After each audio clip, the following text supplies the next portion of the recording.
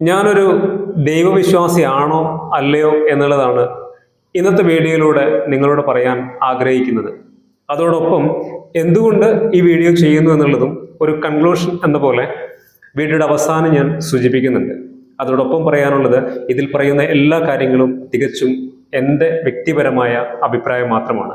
നിങ്ങൾക്ക് നിങ്ങളുടേതായിട്ടുള്ള അഭിപ്രായങ്ങൾ ഉണ്ടാകും, തീരുമാനങ്ങൾ ഉണ്ടാകും, നിലപാടുകൾ ഉണ്ടാകും. അതുമായിട്ട് തന്നെയാണ് നിങ്ങൾ മുന്നോട്ട് പോകേണ്ടത് എന്നുകൂടി കൃത്യമായി സ്നേഹത്തോടെ ഓർമ്മപ്പെടുത്തുകയാണ്. കുറച്ചു കാലം മുമ്പ് വരെ ഞാൻ എന്നോട് ഒരുപാട് വട്ടം ചോദിച്ച ഒരു ചോദ്യമാണ്, ദൈവം ഉണ്ടോ ഇല്ലയോ എന്നുള്ളത്. എനിക്ക് ഉത്തരം കിട്ടാത്ത ഒരു ചോദ്യമായിരുന്നു. എന്നെ ഒരുപാട് കൺഫ്യൂസ് ചെയ്യിപ്പിച്ച ഒരു കാര്യം. കാരണം ഒരു വിശ്വാസിയെ സംബന്ധിച്ച് അയാൾക്ക് അയാളുടേതായിട്ടുള്ള ചില ന്യായീകരണങ്ങളുണ്ട്, അവിശ്വാസിയെ സംബന്ധിച്ച് അയാൾക്ക് അയാളുടേതായിട്ടുള്ള ന്യായീകരണങ്ങളുമുണ്ട്. ഈ അവിശ്വാസത്തിനും വിശ്വാസത്തിനും ഇടയിൽ കിടക്കുന്ന ഒരു പോയിന്റ് ഉണ്ടല്ലോ, അതായിരുന്നു എൻ്റെ അവസ്ഥ എന്ന് പറയുന്നത്. ഇതിലേതാണ് സ്വീകരിക്കേണ്ടത്, ഏതാണ് ശരി, ഏതാണ് തെറ്റ്, അങ്ങനെ ഒരു കൺഫ്യൂഷൻ വന്നപ്പോൾ ഞാൻ ആദ്യം ചെയ്തത് എൻ്റെ ചുറ്റുവട്ടങ്ങളെ ഞാനൊന്ന് പരിശോധിച്ചു എന്നുള്ളതാണ്. അതായത് നമുക്കൊക്കെ ബന്ധങ്ങളുടെ ഒരു സർക്കിൾ ഉണ്ട് അല്ലെ? ആ സർക്കിളിലേക്ക് ഒരു പരിശോധന നടത്തി നമ്മുടെ നാട്, നമ്മുടെ നാട്ടുകാര്, നമ്മുടെ ബന്ധുക്കള്, നമ്മുടെ കുടുംബാംഗങ്ങള്, നമ്മുടെ ലൈഫ് പാർട്ട്ണർ, അവരുടെ ബന്ധുക്കള്, അങ്ങനെയുള്ള ആ സർക്കിളിൽ നിന്നുകൊണ്ട് വിശ്വാസത്തെ പരിശോധിച്ച് നോക്കിയപ്പോൾ അതിൽ 99.99% ആളുകളും വിശ്വാസികളാണ് എന്നുള്ളതാണ്. അതിൽ കുറച്ച് ആളുകൾ മാത്രമാണ് എതിരഭിപ്രായമുള്ള ആളുകൾ. ഒരുപക്ഷെ എൻ്റെ ഫാദർ അത്രത്തോളം വിശ്വാസവുമായി ബന്ധമുള്ള ആളല്ല, എൻ്റെ ബ്രദറിനും അത്രത്തോളം വിശ്വാസമില്ല എന്നാണ് എനിക്ക് തോന്നിയിട്ടുള്ളത്. അതിലപ്പുറം മറ്റുള്ള എല്ലാ ബന്ധങ്ങളെയും എടുത്ത് പരിശോധിച്ച് നോക്കുമ്പോൾ എല്ലാവരും നല്ല വിശ്വാസികളാണ്. അമ്പലങ്ങളിൽ പോകുന്നു, പ്രാർത്ഥിക്കുന്നു, വഴിപാടുകൾ നടത്തുന്നു, നേർച്ചകൾ ചെയ്യുന്നു, അങ്ങനെ വളരെ സജീവമായിട്ട് വിശ്വാസവുമായി ചേർന്ന് നിന്നുകൊണ്ട് ജീവിക്കുന്ന ഒരു കൂട്ടം ആളുകൾ. അപ്പോൾ സ്വാഭാവികമായിട്ട് നമ്മൾ ഈ ഇതുപോലുള്ള വിഷയങ്ങളൊക്കെ ഉണ്ടാകുമ്പോൾ ഭൂരിപക്ഷമാണല്ലോ നോക്കുക. അങ്ങനെ നോക്കുമ്പോൾ ഭൂരിഭാഗം ആളുകളും ദൈവവിശ്വാസിയാണ്. അപ്പോൾ പിന്നെന്തിന് ഞാൻ മാറി നിൽക്കണമെന്നതായിരുന്നു എൻ്റെ ആദ്യത്തെ ചിന്ത. അങ്ങനെ ശരിക്കും ഞാനും ഒരു വിശ്വാസിയായി എന്നുള്ളതാണ്. കാരണം എല്ലാവരും വിശ്വസിക്കുന്നുണ്ടെങ്കിൽ പിന്നെ ഞാൻ മാത്രം അവിശ്വസിക്കേണ്ടതില്ല. പക്ഷെ കാലം മുന്നോട്ട് പോയപ്പോൾ ഈ വിശ്വാസികളായിട്ടുള്ള ആളുകൾ തന്നെ മറ്റ് പല വിഷയങ്ങളിലും വിശ്വാസത്തിനെതിരായി ചിന്തിക്കുകയും പ്രവർത്തിക്കുകയും ചെയ്യുന്നതായി കാണാൻ പറ്റി. അതായത് ചില വിഷയങ്ങളിലേക്ക് എത്തുമ്പോൾ അതൊന്നും വിശ്വാസവുമായി ബന്ധപ്പെട്ട കാര്യമല്ലെന്നും അതിലൊന്നും കാര്യമാക്കേണ്ടതില്ലെന്നും ഒക്കെയുള്ള ചില കാര്യങ്ങൾ, അതെന്തൊക്കെയാണ് എന്നൊന്നും ഞാൻ പറയുന്നില്ലെങ്കിലും വിശ്വാസവുമായി ബന്ധപ്പെട്ടിട്ട് തന്നെ വ്യത്യസ്തമായിട്ടുള്ള അഭിപ്രായങ്ങൾ ഈ വിശ്വാസമുള്ളവരിൽ പോലും ഉണ്ട് എന്നുള്ളത് കാണാൻ പറ്റി. അപ്പൊ അത് പാടില്ലല്ലോ. ഒരു വിശ്വാസി എന്ന് പറയുമ്പോൾ അയാൾ പൂർണ്ണമായും ഒരു വിശ്വാസി ആയിരിക്കണം അല്ലേ? അല്ലാതെ പകുതി വിശ്വാസി, അരവിശ്വാസി, കുറച്ച് വിശ്വാസി എന്നൊക്കെ പറയുന്ന ഒരു വിശ്വാസത്തിന്റെ ഒരു ലോജിക്ക് എനിക്ക് ഏതായാലും ഉൾക്കൊള്ളാൻ പറ്റിയില്ല. അപ്പോൾ എനിക്ക് കാര്യം പിടികിട്ടി. അതായത് ഞാൻ ഇനിയും കുറെ കൂടി കാര്യങ്ങൾ മനസ്സിലാക്കേണ്ടതുണ്ട്. അങ്ങനെ ഭൂരിപക്ഷം ആളുകൾ ഒരു കാര്യം വിശ്വസിക്കുന്നു എന്ന് കരുതി നമ്മൾ അതിന്റെ പിന്നാലെ പോകേണ്ടതില്ല. കുറച്ചുകൂടി കാര്യങ്ങൾ മനസ്സിലാക്കേണ്ടതുണ്ട്. അപ്പൊ അങ്ങനെ കൂടുതൽ വീണ്ടും ചിന്തിക്കാൻ തുടങ്ങിയപ്പോൾ ഞാൻ എന്നോട് തന്നെ വീണ്ടും ചോദിച്ച ഒരു ചോദ്യമുണ്ട്. അത് വേറൊന്നുമല്ല, അതായത് ദൈവമുണ്ടോ ഇല്ലയോ എന്നുള്ളത് അവിടെ ഇരിക്കട്ടെ, ദൈവമുണ്ടോ ഇല്ലയോ എന്നുള്ളത് അവിടെ കിടക്കട്ടെ, അത് നമ്മൾ കാര്യമാക്കണ്ട. അതിലപ്പുറം ദൈവത്തിൽ വിശ്വസിക്കേണ്ടതിൻ്റെ ഒരു ആവശ്യകത വ്യക്തിപരമായിട്ട് എനിക്കുണ്ടോ എന്നുള്ളതായിരുന്നു ഞാൻ എന്നോട് തന്നെ ചോദിച്ച ഏറ്റവും പ്രധാനപ്പെട്ട ചോദ്യം. ആ ചോദ്യം എന്നെ കൊണ്ടുചെന്ന് എത്തിച്ചത് ദൈവത്തിൽ വിശ്വസിക്കേണ്ടതിൻ്റെ ആവശ്യകത എനിക്കില്ല എന്നുള്ളിടത്താണ്, ആ ഒരു പോയിന്റിലേക്കാണ്. അതിനൊരുപാട് കാര്യങ്ങൾ, ഒരുപാട് ഘടകങ്ങൾ അതുമായി ബന്ധപ്പെട്ടിട്ടുണ്ട്. ഒരു ആവേശത്തിന്റെ പുറത്ത് ഞാൻ ചിന്തിച്ചൊരു കാര്യമല്ല, നല്ല പോലെ ആലോചിച്ച് എന്നെ പ്രേരിപ്പിച്ച ഒരുപാട് ഘടകങ്ങളും കാര്യങ്ങളുമുണ്ട്. ആ കാര്യങ്ങളാണ് നിങ്ങളുമായിട്ട് ഞാൻ ഈ വീഡിയോയിലൂടെ പൂർണ്ണമായിട്ടും ഷെയർ ചെയ്യുന്നത്. ആ ഘടകങ്ങളൊക്കെ തന്നെ നിങ്ങൾ കൃത്യമായിട്ട് കേൾക്കണം എന്ന് തന്നെയാണ് എനിക്ക് പറയാനുള്ളത്. അത് കേട്ടതിന് ശേഷം ഒരാത്മപരിശോധന സ്വയം നടത്തേണ്ടതുണ്ട് എന്ന് തന്നെയാണ് പറയാനുള്ളത്. അപ്പൊ അതിനു മുമ്പ് നിങ്ങളോട് പറയാനുള്ള ഏറ്റവും പ്രധാനപ്പെട്ട ഒരു കാര്യം, ഞാൻ ദൈവത്തിൽ വിശ്വസിക്കുന്നില്ല എന്ന് പറയുമ്പോഴും ഞാനൊരു നിരീശ്വരവാദിയല്ല. അത് കൂടി സ്നേഹത്തോടെ നിങ്ങളെ ഓർമ്മപ്പെടുത്തുകയാണ്. നിരീശ്വരവാദി എന്ന് പറയുമ്പോൾ ഈശ്വരൻ ഇല്ല എന്ന് വാദിക്കുന്നവരെയാണ് നമ്മൾ നിരീശ്വരവാദി എന്ന് പറയുന്നത് അല്ലേ? ഞാൻ ഈശ്വരൻ ഇല്ല എന്ന് വാദിക്കാനൊന്നും ഞാൻ ആഗ്രഹിക്കുന്നില്ല. അതിലപ്പുറം ദൈവമുണ്ട് എന്ന് വിശ്വസിക്കുന്നതിനേക്കാൾ എനിക്ക് കംഫർട്ടബിൾ ആയി തോന്നുന്നത് ഞാൻ എന്നിൽ വിശ്വാസം അർപ്പിക്കുക എന്നതിനോടാണ്. എൻ്റെ ജീവിതത്തിൽ എന്തെങ്കിലും ഒരു പ്രശ്നമുണ്ടായാൽ അദൃശ്യമായിട്ടുള്ള ഒരു ശക്തി എന്നെ സഹായിക്കുമെന്ന് ചിന്തിക്കുന്നത് എനിക്കിഷ്ടം, അല്ലെങ്കിൽ എനിക്ക് കൂടുതൽ കംഫർട്ടബിളായി തോന്നുന്നത് എൻ്റെ ജീവിതത്തിൽ ഉണ്ടാകുന്ന പ്രശ്നങ്ങളെ എനിക്ക് ഒറ്റയ്ക്ക് അല്ലെങ്കിൽ അതിന് മാത്രമുള്ള ആ പ്രശ്നങ്ങളെ നേരിടാൻ മാത്രമുള്ള മനോഭാവവും മാനസികമായ കരുത്തും കഴിവും എല്ലാം എനിക്കുണ്ട് എന്ന് വിശ്വസിക്കാനാണ് എനിക്കിഷ്ടവും. അതാണ് എനിക്ക് കംഫർട്ടബിളായിട്ട് തോന്നുന്നത്. അതുകൊണ്ടാണ് ആ ഒരു ചിന്താഗതി അല്ലെങ്കിൽ ആ ഒരു തിയറി എൻ്റെ ജീവിതത്തിൽ ഞാൻ അപ്ലൈ ചെയ്തുകൊണ്ടിരിക്കുന്നതും ചെയ്യാൻ ആഗ്രഹിക്കുന്നതും. അതിലപ്പുറം നിങ്ങളെ സംബന്ധിച്ച് ദൈവമുണ്ട് എന്ന് വിശ്വസിക്കുന്നതാണ് നിങ്ങൾക്ക് കൂടുതൽ കംഫർട്ടബിളായി തോന്നുന്നതെങ്കിൽ നിങ്ങൾ അതിൽ ഉറച്ച് വിശ്വസിക്കുന്നതായിരിക്കും നല്ലത്. കാരണം എന്തെങ്കിലും ഒരു പ്രശ്നം ഉണ്ടാകുമ്പോൾ ദൈവം എന്നെ സഹായിക്കും എന്നതാണ് നിങ്ങൾ അന്ധമായി വിശ്വസിക്കുന്നതെങ്കിൽ അതാണ് നിങ്ങളെ സഹായിക്കുക, അല്ലാതെ നിങ്ങൾക്ക് കഴിവുണ്ട് എന്ന് വിശ്വസിക്കുന്നതായിരിക്കില്ല. അതുകൊണ്ട് അത് ഓരോരുത്തരുടെയും എന്താണോ കംഫർട്ടബിളായിട്ട് ഒരാൾക്ക് തോന്നുന്നത് അത് സ്വീകരിക്കുക എന്നത് തന്നെയാണ്. പക്ഷെ എന്നെ സംബന്ധിച്ച് വ്യക്തിപരമായിട്ട് ദൈവമുണ്ട്, അദൃശ്യമായിട്ടുള്ള ശക്തി എന്നെ സഹായിക്കാനുണ്ട് എന്ന് ചിന്തിക്കാൻ, അത് ഉൾക്കൊള്ളാൻ എനിക്ക് പറ്റുന്നേ ഇല്ല എന്നുള്ളതാണ്. അതിന് പകരം എനിക്ക് സാധിക്കുന്നത് എല്ലാ പ്രശ്നങ്ങളെയും എനിക്ക് നേരിടാൻ പറ്റും, അതിന് മാത്രമുള്ള മാനസികമായിട്ടുള്ള ഇച്ഛാശക്തി എനിക്കുണ്ട് എന്ന് വിശ്വസിക്കാനും അതുമായി മുന്നോട്ട് പോകാനുമാണ് എനിക്ക് വളരെ കംഫർട്ടബിളായി തോന്നുന്നത്. അതുകൊണ്ട് മാത്രമാണ് ഞാൻ ആ ഒരു ചിന്താഗതി എടുക്കുന്നത്. അതിലപ്പുറം ഒരു നിരീശ്വരവാദിയായിട്ട് സമൂഹത്തിൽ ജീവിക്കാനല്ല എന്ന് കൂടി നിങ്ങളെ ഓർമ്മപ്പെടുത്തുകയാണ്. ഇനി നമുക്ക് പോയിന്റിലേക്ക് വരാം. അതായത് എന്നെ പ്രേരിപ്പിക്കുന്ന, അതായത് ഞാൻ ദൈവത്തിൽ വിശ്വസിക്കേണ്ടതില്ല എന്ന് എന്നെ പ്രേരിപ്പിക്കുന്ന കാര്യങ്ങളെക്കുറിച്ചാണ്. നിങ്ങൾ ഒക്കെ ഒരുപക്ഷെ നല്ല ഒരു ദൈവവിശ്വാസി ആയിരിക്കാം, അല്ലേ? അങ്ങനെയാണെങ്കിൽ എനിക്ക് നിങ്ങളോട് ചോദിക്കാനുള്ള ആദ്യത്തെ ചോദ്യം, ദൈവമുണ്ടെങ്കിൽ ശരിക്കും പറഞ്ഞാൽ ഈ ലോകത്തിലെ ഏറ്റവും ക്രൂരനായ വ്യക്തി ദൈവമല്ലേ എന്നുള്ളതാണ്. നിങ്ങൾ ശരിക്കും ഒന്ന് പരിശോധിച്ച് നോക്കിയേ നമ്മുടെ ചുറ്റുവട്ടങ്ങളെ, നമ്മുടെ സമൂഹത്തെ, ഈ ലോകത്തെ. ഒരു ദിവസം ഒരു അപകടത്തിൽ എത്ര ആളുകളാണ് മരണപ്പെടുന്നത്? അവരൊക്കെ എന്ത് തെറ്റാണ് ദൈവത്തോടോ സമൂഹത്തോടോ ഈ ലോകത്തോടോ ചെയ്തിട്ടുള്ളത്? ഒരു കുഞ്ഞ് ഗർഭപാത്രത്തിനുള്ളിൽ മരണപ്പെടുന്നുണ്ടെങ്കിൽ അതിൻ്റെ ഉത്തരവാദിത്വം നിങ്ങൾ ആർക്കാണ് കൊടുക്കുക? നിങ്ങളൊരു ദൈവവിശ്വാസിയാണെങ്കിൽ അത് ദൈവത്തിന് കൊടുക്കുക തന്നെ വേണം. ഇനി ജനിച്ചു വീണ് 2-3 മാസങ്ങൾക്ക് ശേഷം അല്ലെങ്കിൽ കുറച്ച് നാളുകൾക്ക് ശേഷം ഒരു കുഞ്ഞ് മരണപ്പെടുന്നുണ്ടെങ്കിൽ അതിൻ്റെ ഉത്തരവാദിയും ദൈവം തന്നെയാണ്. കാരണം ഒരു മനുഷ്യന് ജന്മം കൊടുക്കുന്നുണ്ടെങ്കിൽ അത് ദൈവമാണ് എന്ന് നിങ്ങൾ വിശ്വസിക്കുന്നുണ്ടെങ്കിൽ ആ മരണത്തിൻ്റെ ഉത്തരവാദിത്വവും തീർച്ചയായിട്ടും ദൈവം ഏറ്റെടുക്കേണ്ടതുണ്ട്, അല്ലേ? ഒന്ന് മനസ്സിലാക്കുക, നമ്മൾ ദൈവത്തിൻ്റെ കാല് പിടിച്ചിട്ടോ ഔദാര്യം പറ്റിയിട്ടോ ഈ മണ്ണിലേക്ക് വന്ന ഒരാളല്ല. നമുക്ക് ജന്മം നൽകിയതാണ്, അല്ലേ? സർവശക്തനായ ഈശ്വരൻ നമുക്ക് ഒരു ജന്മം നൽകിയതാണ്.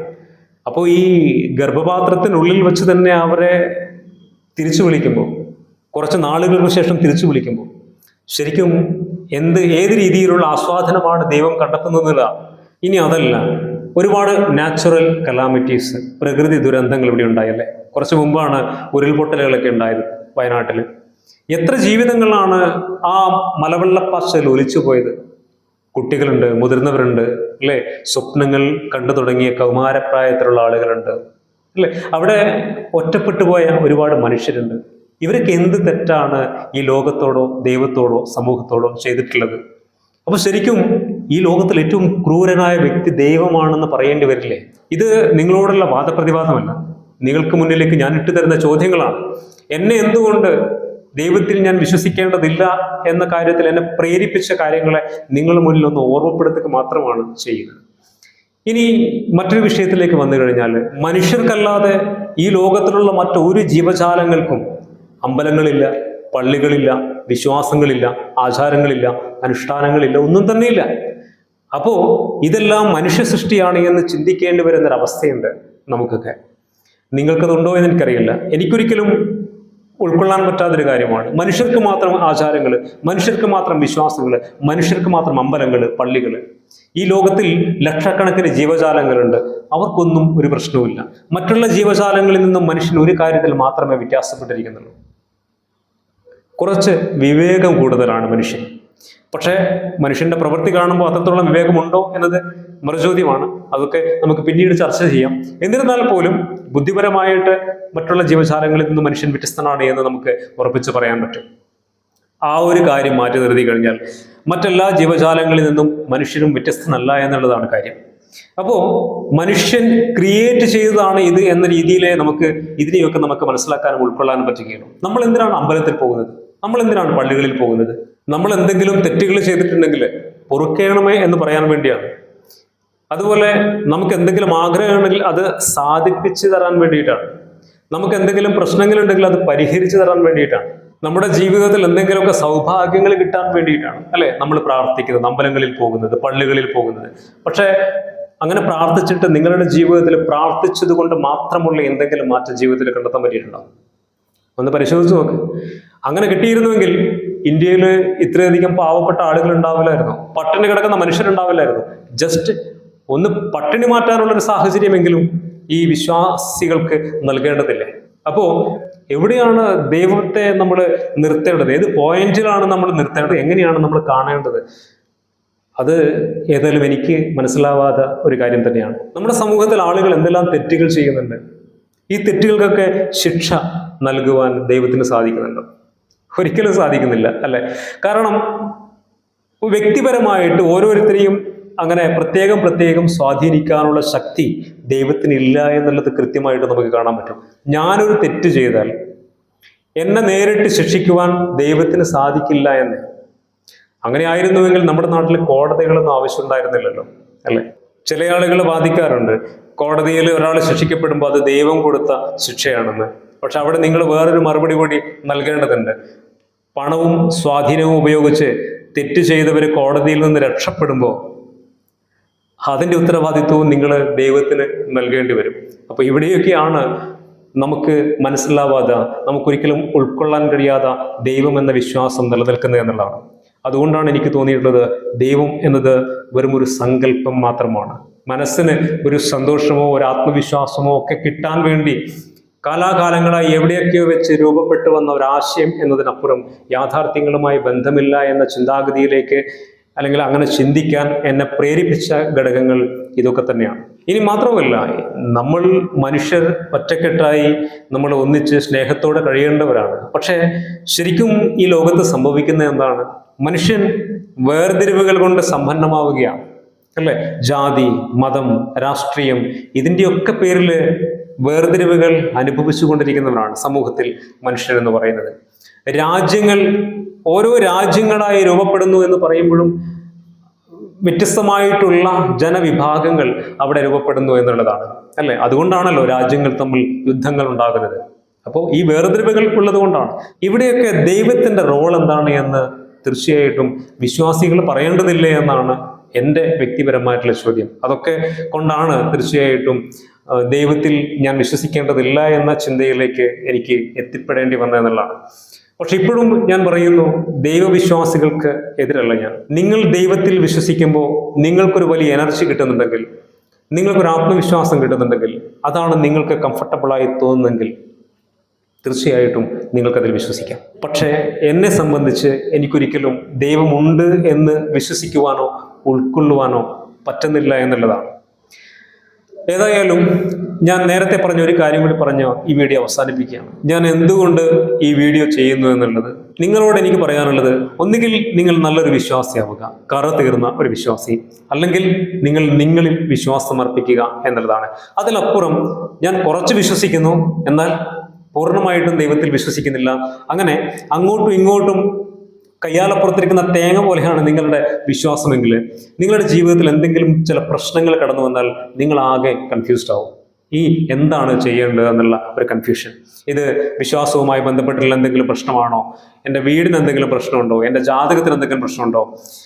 അതോ എനിക്ക് വ്യക്തിപരമായിട്ട് എനിക്ക് ഇതൊക്കെ മറികടക്കാൻ സാധിക്കുമോ? ഞാൻ എന്താണ് ചെയ്യേണ്ടത് എന്നൊക്കെയുള്ളൊരു കൺഫ്യൂഷൻ ജീവിതത്തിലേക്ക് കടന്നു വരും. അത് നമ്മുടെ മാനസികമായിട്ടുള്ള വളർച്ചയെ, നമുക്ക് തീരുമാനമെടുക്കുവാനുള്ള കഴിവിനെയൊക്കെ മോശമായിട്ട് ബാധിക്കുന്നുണ്ട്.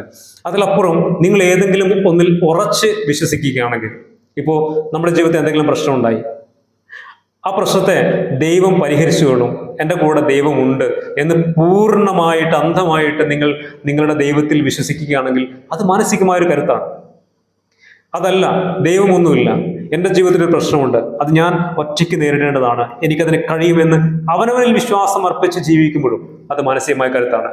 അതിലപ്പുറം ഇത് രണ്ടും കൃത്യമായിട്ടില്ലെങ്കിൽ നിങ്ങളുടെ ജീവിതത്തിലേക്ക് കടന്നു വരുന്ന പ്രശ്നങ്ങളെ നേരിടുക എന്ന് പറയുന്നത് മാനസികമായിട്ടുള്ള ഒരു കരുത്ത് നിങ്ങൾക്ക് സ്വാഭാവികമായിട്ട് കുറവായിരിക്കും. അത് പാടില്ല. ഏതെങ്കിലും ഒന്നിൽ ഉറച്ചു വിശ്വസിക്കാൻ നിങ്ങൾ ശീലിക്കണം എന്ന് ഓർമ്മപ്പെടുത്താൻ വേണ്ടിയിട്ടാണ് ഞാൻ ഈ ഒരു വീഡിയോ ചെയ്തത്. അതുകൊണ്ട് ഒന്നിനും എതിരല്ല. വിശ്വസിക്കാം, വിശ്വസിക്കാതിരിക്കാം. നമുക്ക് എന്താണോ കംഫർട്ടബിളായി തോന്നുന്നത് അതിൽ ഉറച്ചു വിശ്വസിക്കുക. ആത്യന്തികമായി ഒന്ന് മനസ്സിലാക്കാനുള്ളത്, നമ്മളൊക്കെ പച്ചയായ നല്ല മനുഷ്യരാവുക എന്നുള്ളതാണ്. മറ്റുള്ളവരെ സ്നേഹിക്കാൻ കഴിയുന്ന നന്മയുള്ള ഒരു മനസ്സിനുടമയായി ജീവിക്കാൻ ശ്രമിക്കുക എന്നുള്ളതാണ്. ആത്മവിശ്വാസത്തോടെ, ധൈര്യത്തോടെ, നല്ല മാനസികാവസ്ഥയോടെ ജീവിക്കുമ്പോൾ തന്നെ നമ്മുടെ ജീവിതത്തിൽ നല്ല മാറ്റങ്ങൾ സ്വാഭാവികമായിട്ട് കടന്നു വരും. അത് വിശ്വാസിയാണെങ്കിലും അല്ലെങ്കിലും. അത് മാത്രമാണ് നിങ്ങളെ ഓർമ്മപ്പെടുത്താനുള്ളത്. മറ്റൊരു പുതിയ വീഡിയോയിൽ മറ്റൊരു വിഷയവുമായിട്ട് നമുക്ക് വീണ്ടും കാണാം. എല്ലാ പ്രിയപ്പെട്ടവർക്കും ഒരിക്കൽ കൂടി നന്ദി.